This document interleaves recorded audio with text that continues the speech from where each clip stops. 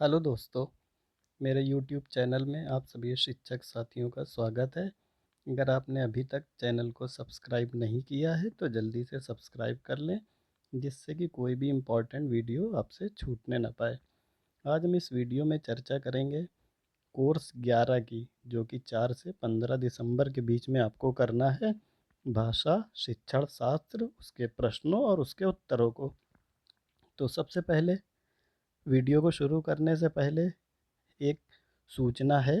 वो ये है कि बहुत से हमारे साथी हैं जिनका कोर्स पूरा करने के बाद सर्टिफिकेट भी दिख रहा है, लेकिन जब वो सर्टिफिकेट को खोलते हैं तो वो ब्लैंक आता है या ब्लैक हो जाता है। तो उनके लिए ये है कि वो प्ले स्टोर में चले जाएं और ये जो स्क्रीन पे दिखाया गया है एडोब एक्रोबैट रीडर, ये एप्लीकेशन डाउनलोड कर लें। और फिर जब सर्टिफिकेट को खोलें तो वो पूछता है कि सर्टिफिकेट किस एप्लीकेशन पे खोलना है, तो वहाँ पे सेलेक्ट कर लें एक्रोबैट रीडर। तो वो उनकी प्रॉब्लम सॉल्व हो जाएगी और सर्टिफिकेट हमेशा डाउनलोड होकर प्रॉपर ओपन हो जाएगा। तो आइए अब प्रश्न और उसके उत्तरों पे चर्चा कर लेते हैं कोर्स 11 की। तो सबसे पहले जो प्रश्न आ रहा है हमारे सामने वो है, निम्नलिखित में से कौन सा पढ़ने के समय करने का कार्य है?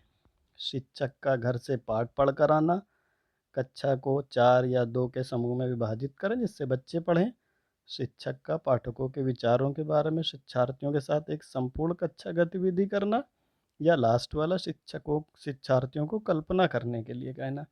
तो जैसे आप देखते हैं सारे प्रश्नों को उत्तरों को पढ़ने के बाद, तो जो सबसे सूटेबल उत्तर लगता है वो लगता है ऑप्शन सेकेंड वाला, कि बच्चों को ग्रुप में बांट के उनसे एक्टिविटी करवाएं। तो बिल्कुल सही वही है, सेकेंड वाला ऑप्शन, कि बच्चों को ग्रुप में बांट दें और उनसे फिर पढ़ने के लिए कहें, डिस्कशन करने के लिए कहें, तो वो आंसर आ जाएगा।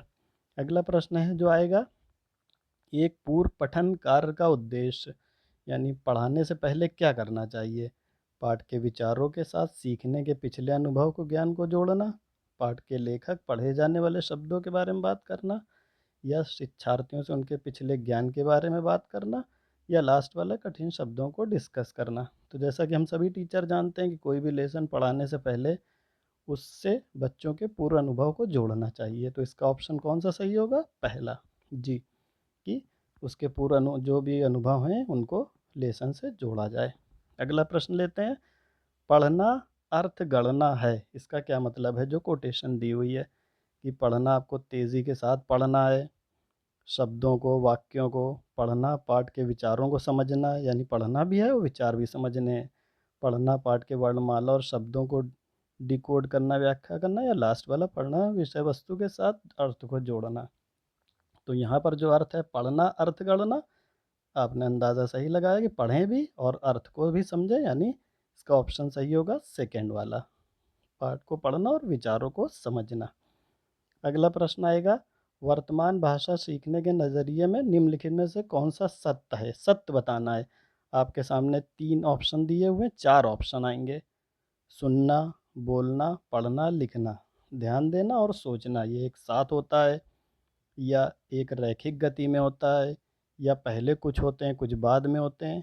तो जैसे हमने सभी ने ट्रेनिंग में सुना था कि सबसे पहले बच्चा सुनता है, फिर बोलता है, फिर पढ़ता है, फिर लिखता है और उसी के साथ ध्यान देता और सोचता भी है। तो बिल्कुल इसका सही है, इसका ऑप्शन कौन सा सही होगा? पहला ऑप्शन सही होगा, कि वो सारे काम एक साथ करता जाता है। अगला प्रश्न लेते हैं, जब बच्चे स्कूल में आते हैं तो हमें क्या करना चाहिए? उन्हें कहानी पढ़ाना चाहिए, भाषा कौशल देना चाहिए, वर्णमाला सिखाना चाहिए, या उनको मौखिक यानी मौखिक और करड़ साधनों, यानी मौखिक बोलना और सुनना, ये वाली एक्टिविटी पहले कराना चाहिए? तो जैसा कि ऑप्शन से पता चल रहा है कि जब बच्चा आएगा तो उसे लिखना या पढ़ना नहीं सिखाएंगे, सबसे पहले उसे सुनना और बोलना सिखाएंगे। तो इसका ऑप्शन होगा लास्ट वाला, मौखिक करड़ साधनों के माध्यम से भाषा से परिचित कराना। अगला प्रश्न लेते हैं, ये वह पूछ रहा है, निम्नलिखित में से कौन सा कथन सही है? फिर आपके सामने 4 कथन है। मातृभाषा दूसरी भाषा के शिक्षा में हस्तक्षेप करती है, दूसरी भाषा सीखने में मातृभाषा ना तो समर्थन करती है ना हस्तक्षेप करती है, मातृभाषा दूसरी भाषा सीखने के लिए एक संसाधन है, मातृभाषा दूसरी भाषा सीखने का समर्थन करती है। तो इसमें पूछ रहा है कौन कौन से ऑप्शन सही हैं। तो जैसा कि हम जानते हैं कि बच्चा सबसे पहले मातृभाषा में ही आसानी से सीखता है। तो इसका ऑप्शन क्या सही होगा? मातृभाषा दूसरे भाषा सीखने में मदद भी करती है और उसका समर्थन भी करती है। बिल्कुल सही आपने अंदाज़ा लगाया कि इसका ऑप्शन सही होगा तीसरा और चौथा। अगला प्रश्न लेते हैं। बच्चे मानवता बच्चे या मानव जो होते हैं वो कब सीखता है? बहुत ज़्यादा प्रयास करता है मातृभाषा से, बिना किसी प्रयास के सीख जाता है विदेशी भाषा के साथ, स्कूल में केवल मातृभाषा सिखा दी जाए तो वो सीख जाएगा, काफ़ी प्रयास के बिना मातृभाषा में सीख जाएगा। तो सीखने की प्रक्रिया जैसा कि हम सभी अध्यापक जानते हैं कि उसमें प्रयास की बहुत ज़रूरत पड़ती है। और बात आती जब भाषा की, तो हर बच्चा सबसे ज़्यादा अच्छा अपनी मातृभाषा में सीखता है। तो इसका उत्तर क्या होगा? पहला, प्रयास की ज़रूरत होती है मातृभाषा के साथ, काफ़ी प्रयास चाहिए। और प्रयास मतलब चाहिए काफ़ी सारे, और उसके बाद मातृभाषा उसकी मदद कर देती है। लास्ट वाला ऑप्शन इसका सही होगा।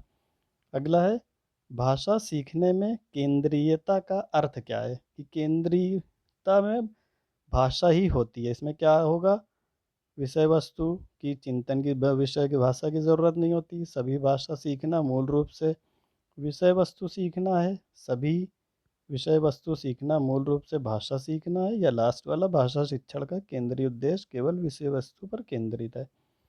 तो जैसा कि हम जानते हैं कि जब हम कोई भी सब्जेक्ट पढ़ते हैं तो उसके पीछे कहीं ना कहीं किसी न किसी लैंग्वेज का उसमें रोल होता है। तो इसका ऑप्शन जो सही होगा वो होगा सभी विषय वस्तु सीखना मूल रूप से भाषा को सीखना है। कि हम भाषा सीखते हैं तो उसकी विषय वस्तु भी सीख जाते हैं। अगला प्रश्न लेते हैं। कह रहा है मातृभाषा आधारित बहुभाषिकता क्या है? कि मातृभाषा आधार के साथ बहुभाषिकता क्या है? पहला कह रहा सभी बच्चे राजभाषा के माध्यम से सीखते हैं। स्कूल में सभी बच्चे केवल एक ही भाषा सीखते हैं, अंग्रेज़ी। सभी बच्चे सीखने के प्रारंभिक वर्षों के दौरान अधिक से अधिक भाषाएं सीखते हैं। सभी बच्चे अपनी मातृभाषा में स्कूली शिक्षा शुरू करते हैं और फिर कई भाषाएं आगे सीखते हैं।